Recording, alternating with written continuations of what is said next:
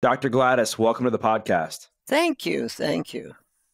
I'd love to jump right in. We're going to get into your 6 secrets for longevity and living a happier life.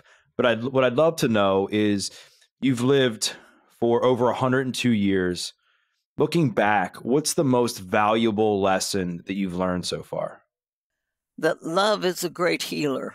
Why do you say that? Because it is. No, I'm saying it because you can use any modality that works for you and use it with love, and it will heal. But if you use it without love, it may or may not heal. It's not the healing quality of love is what makes healing happen, and because it connects with the person's physician within them. And when that happens, then healing can happen. Until that happens, there's no healing, because that's part of life. How has love been healing for you over the years? I wouldn't be here if it hadn't been. My mother almost died when I was born, and I had malarial hepatitis when I was 2, and so forth. I mean, there have been things that have, life takes its path. And I've been blessed to have people who have loved me and worked with me enough that they've allowed me to heal so that I can go on and love people enough and work with them so that they can heal. I don't love the disease. I love the person who happens to have that disease. And we're going to get back to this because I think it's such an important topic. And thank you for just sharing what you just shared. And I know that this is one of your secrets, is that love is the medicine. But you mentioned that you've gone through your fair share of adversity, and the show is called The Adversity Advantage. So what is your view on adversity, and other than love, what has helped you get through hard times? It depends on what I'm looking for. If I'm hurting, and that's the most important thing in my life, and I can hang on to that and keep on hanging on to that, I really don't move because I get stuck in it. But if I'm going through a hard place and I can recognize it as being a dark place or a hard place that I don't choose to stay in, then I begin looking for the light and the joy or the actual what I call my true humanity. And as I reach for that, I move out of the dark places. I move out of the place where I'm stuck. It's because life itself, if it gets stuck, it dies. Life can't keep on living if I don't breathe, if my heart doesn't pump, if my blood doesn't flow. If life has to keep moving in order to sustain itself. And is that why one of your other longevity secrets is that all life needs to move in different aspects? It's because of not just of a physical aspect, but an emotional and mental aspect as well? It's because life itself is energy, and energy has to move. And if you try to stop energy, it'll die. You have to keep moving in order for the energy to move. Any plant that hits a place where it's stuck, it can either kind of bind up on itself, or it just plain dies. And it's the essence of our very being that is, I think, helping us to reach for the light, like E.T. was reaching home. I think our inner essence wants to reach for the light, and if we allow it to, it will. I kind of have mindset that says that when God created the earth, and it was beautiful, and everything was where it should be, and life was beautiful. And then he created the human being, and he said to us humans, now here, look at what I've done. And this, I now, you are the ones who have free will and choice. The only thing in this whole process that has free will and choice.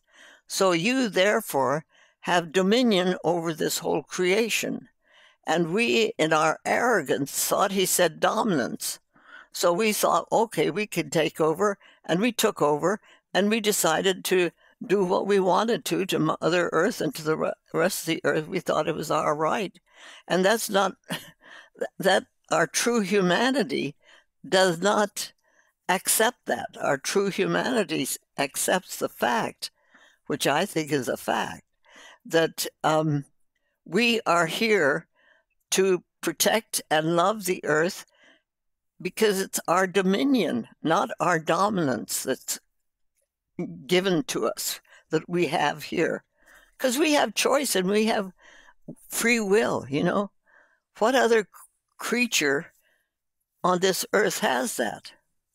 And in the same context of talking about movement and moving through emotional energy, mental and emotional pain, I know one of the things that gets a lot of people stuck, it's definitely got me stuck, is worry and worrying about certain things. What's something that you worried about either in your 20s, your 30s, or 40s that you look back now and you wish you wouldn't have spent so much time, worrying about those things? Well, let me go back just a little farther, because when I was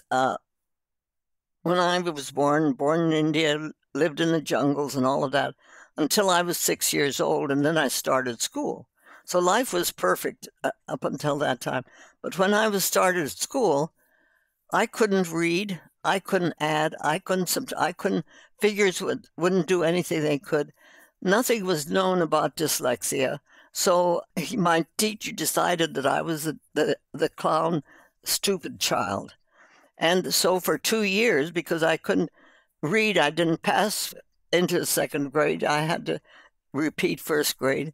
So I for 2 years, was the class dummy. So everybody thought I was treated like that. And if I hadn't had my family at home, which I had an opportunity to go home and claim what I really knew I was, and then come back and get beaten down. But that scar of who I was followed me until my 90s. Because up until then, I was writing books, I was doing lectures, I was talking, all of that. But I had to, in order to really let that speech or that thing that I've written be put out there, I would have somebody check it. Bill had to read over what I'd written, or if I'd made something, I'd have to, I was always deferring to somebody else, because my self-image was that I was, this is the ambiguous pain that we get when we're someplace along the line and we don't even identify it. I didn't know that was what was going on. I just knew that I just didn't feel right if I didn't have someone else check it and make sure that I had said the right things. But then once I found my voice when I was 93, then I started being able to call it these are what I'm saying. And I began to acknowledge instead of deny, because every time I deferred it to somebody else, and basically I was denying it to myself. But, it's a long life. And it took me a long time to get to the place where I could actually say, well, I could sign it inside Gladys McGarey, and yes. Why, what happened at 93 that I had a made dream. you? Okay. Okay. I woke up one morning and in my in my waking up state, I was singing and I was laughing. And so I thought, I knew it was a Sunday morning. As I woke up, I knew it was a Sunday morning also in the real world. So then I remembered the dream. And in this dream, I saw myself as 9-year-old Gladys in the jungles of North India. And I saw myself peeking out of our tent flap so that I would checking on whether my younger brother was there, because if he was there, he was going to tattle on what I was going to do, which I knew I was going to do, and singing anything but hymns or bhajans on a Sunday morning was against our rules in the family. We were not allowed to do that. So I knew I was in trouble if anybody heard me do what I was going to do. So nobody was around, and as fast as I could, I ran up my tree, a mango tree outside of the tent, and I'm sitting up at the top of the tree, and I'm singing. I'm singing any old thing came into my mouth, caterpillar song or anything, just anything. But every so often, I look over my right shoulder, and Jesus is up in the tree with me. So I look at Jesus and I say, Jesus loves the little children, right? And he's laughing and he says, yes. So I think, oh, okay. So then I'll go back to my singing. And then I get to thinking, did he really say, is that really what he said? And so I go back and I say, I'm still a little child, right? He says, yes. And he's laughing harder. So then I woke up and I realized it was a Sunday morning, and I woke up singing and laughing, and I thought, all right, it's time for you to claim your voice. You've been denying it all this year. Even Jesus loves it, for pity's sakes. Claim your voice. And so it was that specific thing shook me enough that I woke up and said, yes, I will. Thank you so much for sharing that. It's such a beautiful story, and I'm so glad that you had that dream. And going back to what we were talking about a few minutes ago, when I was asking you about like what you think you may have worried about in your 20s and 30s and 40s that you wish you wouldn't have, is the message there that you think that people should be concerned with making sure that they speak up for themselves and that they do have a voice and that they stop, worrying about what other people think of them? I really do. I think it's our, kind of our job this lifetime to figure out who we really are and what our place is in the universe, because I think each one of us have a special place. No one else can fit into this place or that place that you're in. It's like that big jigsaw puzzle of the world, We each have our own piece, and we either acknowledge it and fit into it or fight about it and try to get into somebody else's place. It doesn't fit. It's so well said. And you're somebody you're so wise. You're so smart. You're very well articulated. And I'm just curious, given that, like we said, like you're over 102 years old, and a lot of times people like let themselves go as they get older, and they just assume, okay, this is towards the end of my life. I'm going to stop working on myself. I'm going to stop doing things, and then they start to deteriorate. What have been some of the things that you've done on a regular basis, whether it's every single day or weekly, that have helped you have helped keep your mind fresh? Well, I trained myself early on to look for humor in life, because I watched what my mother did, and that's been a saving grace. My mother could find some little thing to turn around, and it would be a laughter. It would bring a laugh. So anyway, I think that's a very good example for people. If you can find somebody that can make you laugh and you can go along with that, it's a very good thing. But besides that, I've never, I think I tried a cigarette once and I threw it away, and I don't really like alcohol. I suppose, but it just, I have no interest in that. I do like, some chocolate, so I can have a little bit of chocolate. I'm not a fanatic about diet, but I think it should be as fresh as it can be and free of the other stuff that we do to food to make it not what it needs to be. Just plain common sense. But then again, it has to be something that I choose to do and that I choose to like. Because if you are hating what you're eating because somebody said that's what you should eat, it doesn't do very much for your body to take it in and say, ooh, this is bad.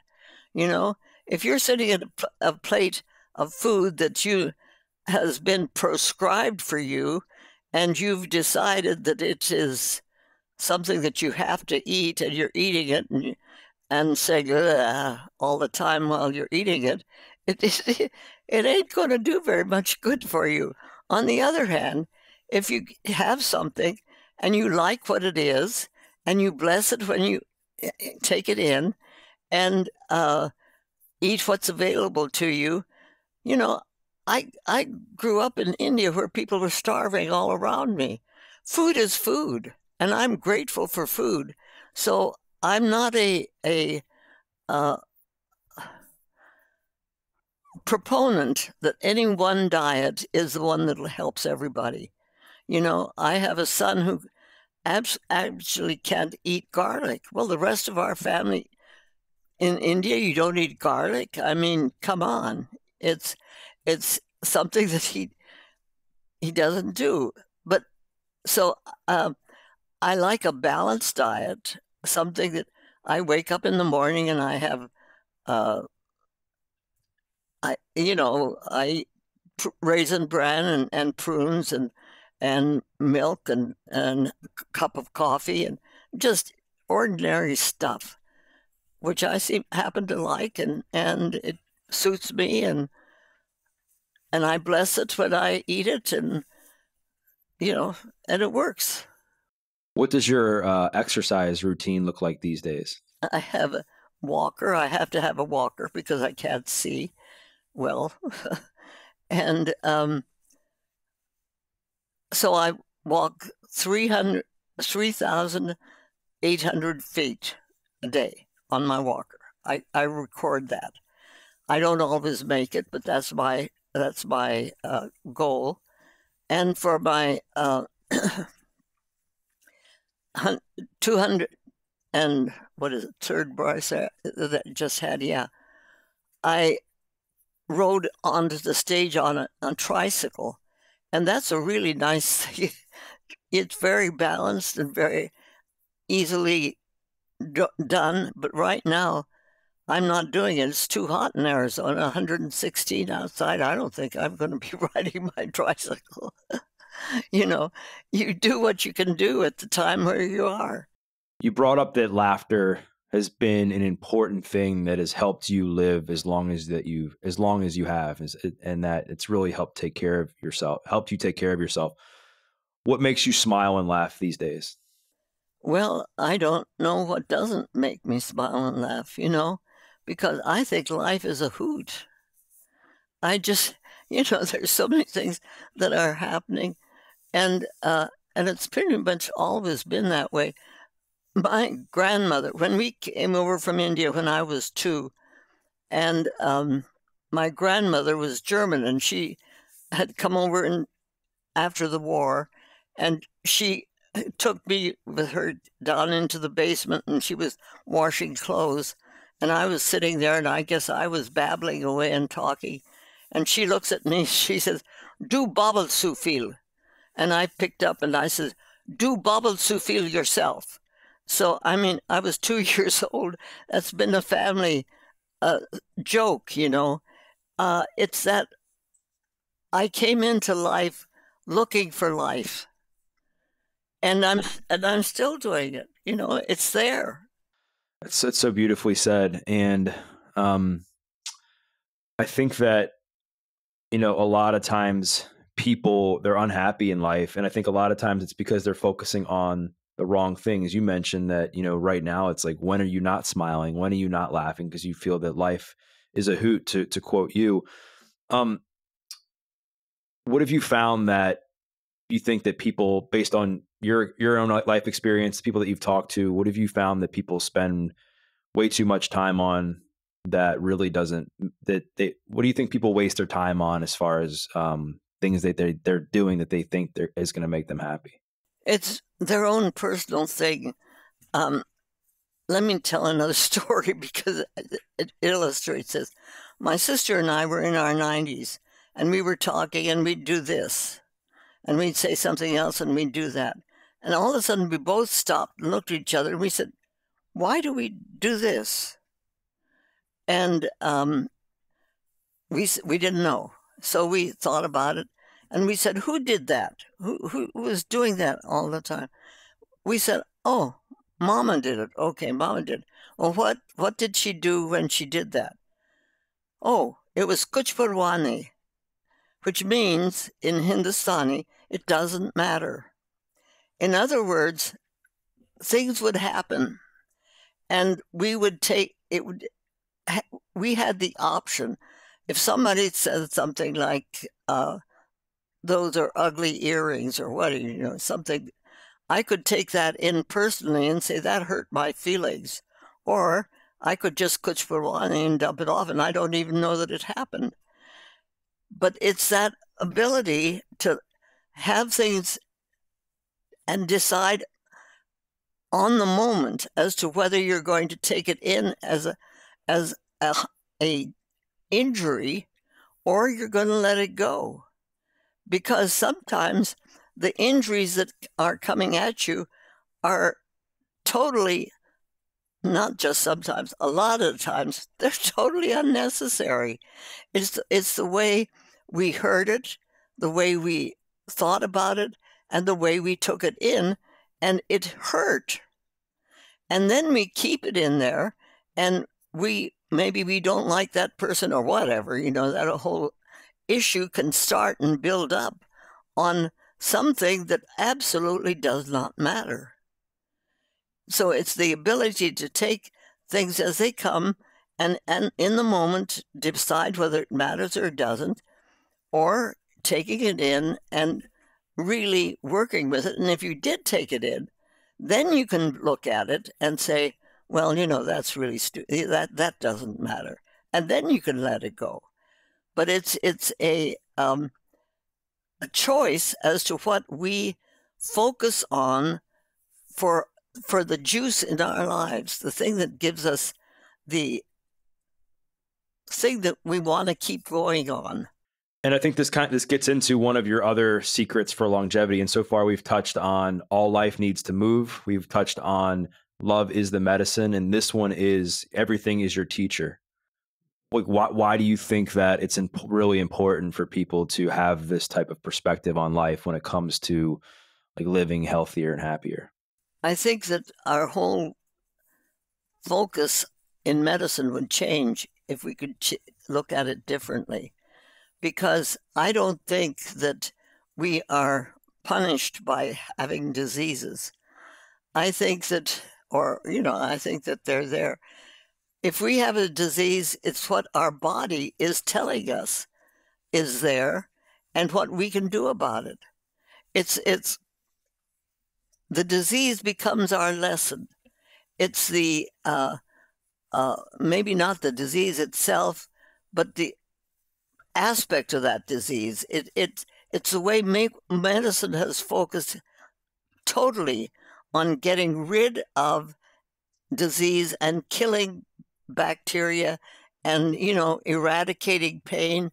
And if we try to really focus all of our energy on the process of getting rid of something that is there, and it's basically one of our teachers, we're in trouble. My eldest son is a retired orthopedic surgeon, okay? he came through Phoenix, ready to start his practice in Del Rio, Texas. And he said to me, Mom, you know, I have all of this training in orthopedics. And I'm telling you, orthopedic training is really important. And I'm saying this for myself and for him too. And he said, but I'm really scared to go into practice because I'm going to have people's lives in my hands. And I said to him, well, Carl, if you think you're the one that does the healing, you have a right to be scared. But if you can understand that it's your job to do this amazing work called orthopedic surgeon, which has helped millions of people, it's a really important technique. And then you support the patient's physician within them as your colleague and love that aspect of the patient enough that you actually turn the healing over to that person, and you become consultants, so that when you tell your patient that this is what you think should be done or what you have done, and that patient understands it and takes it in and does what they're saying, you have a healing process going on. But if you don't even communicate what it is with the patient, if you don't care about the patient, if you're just doing your whatever your practice, you know, whichever part of medicine is your practice, without really paying attention to the patient, really feeling what the patient, you know, feeling something about that patient, then you have a right to be scared, because the healing isn't. That's where all the malpractice suits come in and all of that. Not all of them, but you know. And this dovetails into one of your other longevity secrets, which is that you are here for a reason, right? You touched on purpose as it pertains to your son's profession. A lot of people they're just searching for purpose. They're searching for their meaning in life. What is your advice to people who feel they haven't found why they're here on Earth yet? Choose where you're searching. Look what you're searching for. Try to think through what it is that you're doing that's keeping you from it. You know, as you look for, if you don't look for the light, you never see it. If you don't look for sunshine and joy, you won't see it. It's a matter of what you choose and what your choice, where your choice leads you to what you do see, so that you can do that. It's really, when we're stuck someplace, it's so dark. It can be that it's just, you think you just will never get out of this place. I understand that. And it really is a dark, dark place. But in your inner being, you're looking for something that's different from that, that's brighter than that, or you hear somebody say something and you say, oh, now that's something. Or you happen to see a child, a baby smile, and all of a sudden there's light in this world. I mean, it depends on what it is that you're looking for. If you're looking for help, if you're looking for pulling yourself out of this dark place, you'll find it. But it doesn't happen necessarily just when you choose to, just all of a sudden. Sometimes it takes a long time to actually find it before you can really say, yeah, that's what it is. But you know, if you've been looking for it and you haven't found it, keep looking. Keep looking.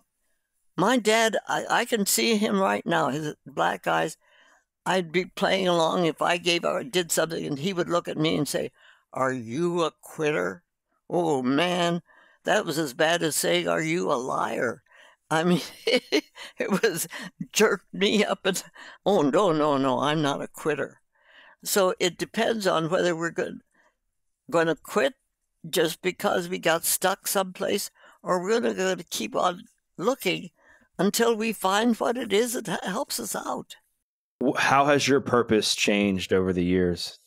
It's grown deeper. It's got my eyesight is very poor because of glaucoma and cataracts and one thing and another, but my insight has gotten better. So it's my purpose is that I've still got work to do. I'm dreaming of a village for living medicine where people who step on the ground start healing. That life itself is the healing process, and the people who come there are looking for that, so that you have a community of people who are looking for the same things you're looking for, and you have a community that is helping Mother Earth as well as each other and growing into wellness. You see, I'm calling aging into health. It doesn't have to age into disease. If you look for aging into health, you find where the health lies. And in my eyes, it lies in the inside, not in the things I can't see. I can listen to audiobooks that I couldn't, I would always be reading before. I can do things differently in order to get the things that I'm looking for. I love your purpose. I'm so inspired by how you continue to want to grow and evolve and get deeper in that. Going back to the longevity secret around love, you talked about like how you're growing and evolving deeper in what your mission and your purpose is. I know a big part of what you talk about with love is self-love. And I would love to know, what does self-love mean to you? Well, the physician within you, for one thing, that aspect that is within us that knows what healing is about and what works for healing for us. I have patients that I call my living medicine examples. I have this one woman. She just died a month ago, and she was 70. Yeah, she was 78. She had lived all of her life with 1/4 of one kidney. That's not possible. And all of us doctors who have worked with her during those years knew that she had 1/4 of one kidney. Now, how she did that, nobody knows. She really didn't quite know how to do it, how she did it, except that if she had some issue that came up and a doctor or somebody else gave her a solution or a medication or something, and her body said no, she didn't take it. She didn't do it. She actually backed away from it. So she became a non-compliant patient. But her non-compliance is what saved her life, because she was paying attention to what did work, not what didn't. And so if we can love ourselves enough that we can trust that inner knowing of what really works for us, and go that way instead of what we just maybe heard and thought it was a good idea, or maybe we're told by a physician who had every reason to tell us that, but in our body it wouldn't work. It's that respect for ourselves and for our own being, and trusting it, that allows us to really stand up and set our boundaries and take our direction, and and do the things that we really feel need to be done, why we came here. It's so well said. And I know that another closely related subject to self-love is the people that you spend time with, and making sure that you're spending time with the right types of people. What do relationships mean to you, like now at this stage of your life? They're pivotal. If I didn't have this son who's here now, who's a psychologist, who's spending the next month with me, so that my second son, who is a retired Presbyterian minister and has spent the last 2 years with me because he was retired from the ministry and he'll be coming back.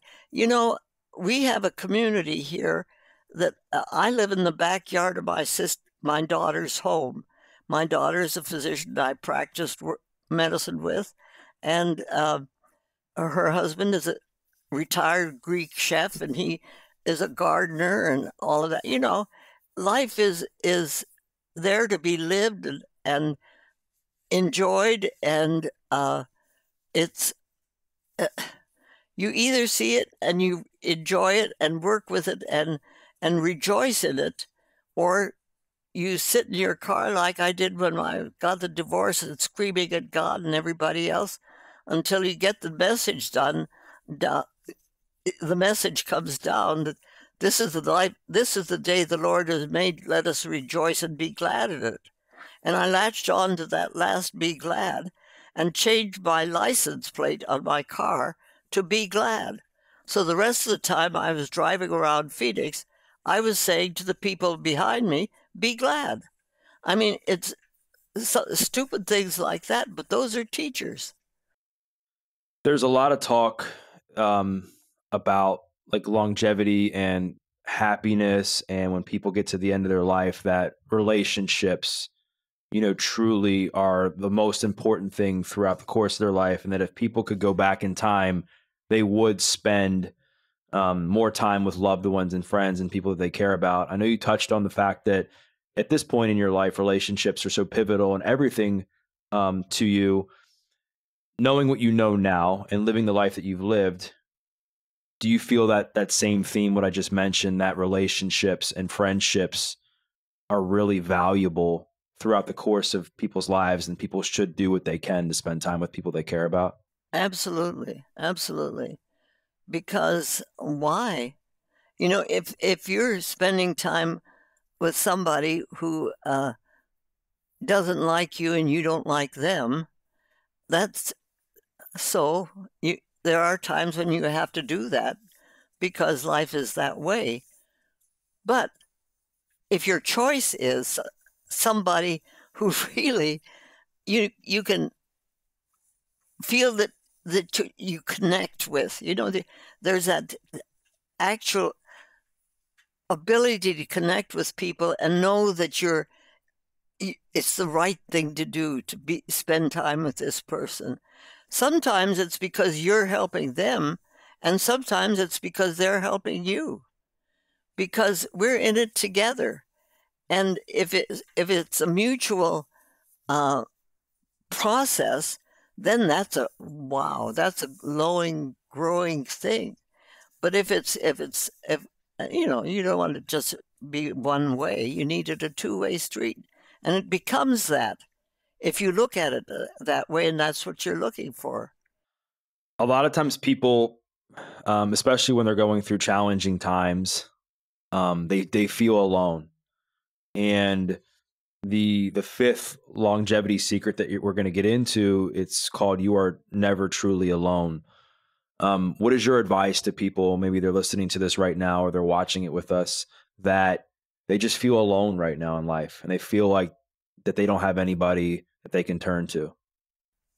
How long has it been since you've really looked to see if anybody around you was looking like you feel? Or is there somebody that really could use your help?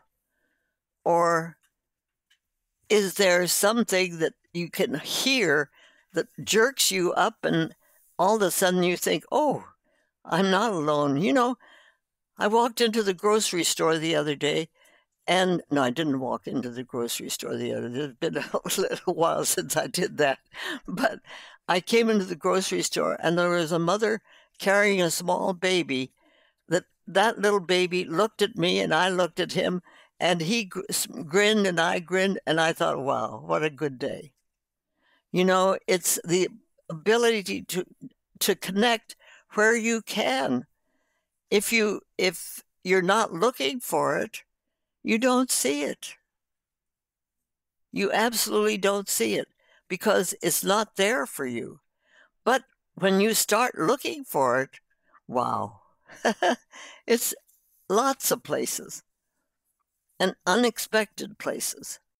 And sometimes there's these unexpected blessings that come from hard times. Would have been some unexpected blessings that have come in would have been some unexpected blessings that you've experienced at a time in your life where you were feeling pretty challenged by life? Well, the biggest one was a divorce. I mean, I handled the 2 cancers better than I did that. I've had other illnesses that I handled a lot better than I did that. I mean, that really shifted my universe. I mean, everything that I had thought that I was doing and was supposed to be doing, Bill and we had created all this amazing life together. And then he asked for a divorce, and I felt like I'd been thrown into the wild something or other, It totally removed everything that I had tried to believe. And it took all of my juice to pull myself back to looking for what it was that I really believed. Because it threw me into a dark space that, it was awful. And, but the inner core within me didn't give up. And I heard the be glad. It's the knowing that there is more to life than what you see at the time. And if you're looking for it, you'll find it. It may take a while, but you'll find it. Don't stop looking. Don't give up. Are we a quitter? I'm not a quitter. And so it's that ability to keep going when it looks like nobody cares and nobody wants and nobody, and then all of a sudden there's somebody. How long ago was this, the divorce? 30 years. You mentioned that you have overcome cancer and overcome other illnesses and overcome so much in your life. Like, why do you think the divorce specifically was the thing that was the most difficult for you? Because it was so unexpected. I totally believed in what Bill and I were doing and what we had done. We had created the ARE clinic. We created the concept of holistic medicine. We had these 6 children who were awesome. To me, life is the way it was supposed to be. And then all of a sudden it wasn't. And just pulled the foundation right out from under me. And so it was something that I just absolutely could not have imagined happening in my life. And there it was. And you mentioned that as dark as it was, as hard as it was for you, that you just kept going. You didn't quit. You didn't give up on yourself. Yeah. You kept moving forward. And as you look back now, or as you look back on this now, what was the silver lining in that for you? Like, what was some of the good that came from that difficult situation? I found my own voice. I'd always depended on validated. I found my own voice and realized that And then, then my daughter and I started our own practice, and we had a really wonderful practice, and we were able to, and, and life went on. I reconnected. My patients followed me, and we had practice. It was okay, but I had to see. That's why it was such a great teacher, because I had to get to the point where I thought, not just thought, I actually realized and admitted that my voice was important, and that what I said was worth saying and worth having people hear. And I stepped up then as an individual, not as Bill and Gladys. I was not that team which I had depended so much on. And then he wasn't there. So you mentioned that the biggest blessings that came from that was, even though one part of your business and life obviously, ended, you were able to start this practice with your daughter. You found your own voice. And we talked at the beginning that I asked you, what's your biggest lesson that you've learned? And you said that, love heals all. Like, love is the ultimate healer, right? How did you use love at that time where I can imagine you were pretty emotionally broken to heal yourself and bounce back? Well, I chose to the Be Glad thing, and that got me started. But it was a long time after that I really began to understand what I was working towards. And that was, I guess I was in my 80s, and I realized, I woke up one night and I was going through my poor me's and what I'd lost. And all of a sudden I stopped and I said, wait a minute. What do you... So that's what happened then. But what do you have? What did you gain when you and Bill were together? What did you actually create when you and Bill were together? What were the great things you did? We climbed the pyramid together. We did, and I began going over the amazing lives that we had had together. And I thought, oh, okay, I don't really regret one moment that I spent with Bill McGarey. And then he took a vacation. So that's not my business. That's his. And I'm going on with what it was that we created, that we worked with, that and I enjoyed that part of my life, and it was wonderful. And I can look back on those memories. I call it memory lane. And if I have a night when I'm not sleeping, I can conjure up memory lane, and boy, can I have a good time. And it's a matter of realizing that I have a choice as to whether I'm going to hang on to the pain that went with that divorce, or the joy and the actual life love that I had experienced prior to that and still am experiencing. It's my choice. So beautifully said. And this flows into the sixth and last longevity secret, which is spend your energy wildly, even if you're 102, right? And with that said, what does the day-to-day look like for you? Like, other than, sharing your story, sharing your wisdom on podcasts like this, what do you do on a daily basis? This book has changed all of that. Well, I get up, I go to the bathroom, I eat my breakfast, raisin bread and prunes and coffee, a cup of coffee. I may have if I'm with friends, I may have another cup of coffee, and then I do what has to be done that day, and it comes around, it changes. People, I have people that I have to make phone calls to, but since this book has come out, my life has completely changed, because You know, who would imagine I'd be talking to you? I mean, who are you? Who am I? How does this happen? All of these things have happened in my lifespan, and here we are.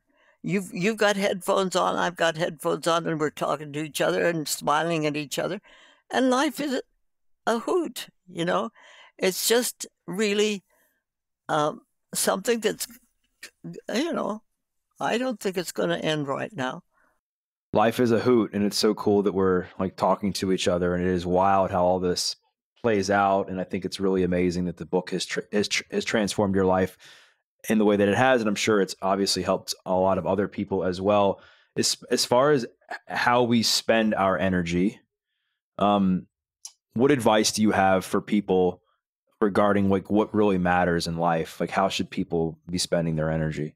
Well, I have the 5 L's that kind of put have a foundation that I can stand on and help explain some things. The first two are love and life. They have to go together. Life does not, it can't even express itself without love. You can be a seed in the Great Pyramid for 5,000 years and nothing happens until love in the form of sunlight and water and so on activates it, cracks the seed, and then life can begin to connect with love and it grows. So, but that love and life are one unit, like the sperm and the ovum. Like it takes one to do, to activate the other. The third one is laughter. Laughter without love is cruel. It's mean. It hurts people. Families feel split apart because of it. But laughter with love is happiness and joy. The fourth one is labor. Labor without love is drudgery. You got to drag on to work. Too many diapers. Yeah, what another day. You know, it's really, really hard. But labor with love is bliss. It's why you do what you do. It's why I do what I'm doing. It's why a singer sings, why a painter paints. I mean, this is what makes your heart alive. So labor, and we work twice as hard with the things that that I call bliss than we would if we were dragging ourselves to another day of work. So that's, and the fifth one is listening. Listening without love is an empty sound. We have to communicate with each other by listening to each other and by talking to each other and by making things understood, because once we start listening with love is understanding. We then begin to understand each other. And these 5 L's have helped me to kind of create a foundation for which makes sense to me.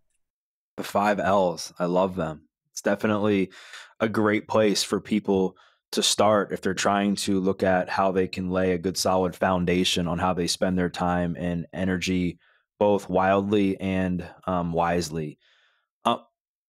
What is your view on forgiveness? I know a lot of people, they hold on to resentments towards family members, towards friends, towards people that they care about, towards people maybe they don't care about. What are your thoughts on forgiveness? Well, I try to add to my prayers, thank you for giving me the opportunity to forgive this person, because it's my choice as to whether I forgive them or not. And so if I'm going to forgive somebody, then I'm grateful for that. If I'm having trouble getting to that point, I keep working towards it to get to the point where I can forgive that person as much as I can. And if I can't totally forgive them for something, then put it into perspective of what else is going on with the relationship, because it's not just that. It's how depending on what's happening with that relationship. But the person isn't always a bad person. They may have done something that was not right for us, for them to have done, and they may continue to be that kind of a person. But that's not who I am, and I really don't have to carry that load with me. I mean, that's some baggage that can be carried by that person themselves. I don't have to reach over and say, look, give me that load of stuff, because that's where I'm headed. I may want to help them to carry their load so that it won't be so bad, but that's another whole issue. The whole problem of taking on another person's pain so that you can hurt bad is I don't want to do that.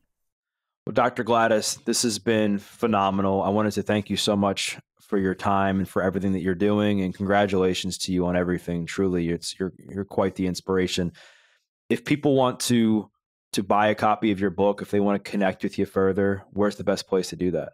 Well, they can write to Amazon. It's Gladys McGarey, or they can. It's available all around. It's in bookstores and stuff. The book. The Well-Lived Life. I will be sure to include the link of where to buy the book in the show notes of the episode. And use GladysMcGarey.com. She's right. That's my son. Okay. Yeah, I will include the link to that, and then I'll put your website, GladysMcGarey.com, in the show notes. And Dr. Gladys, thank you so much for coming on. Really appreciate your time. Thank you. Thank you.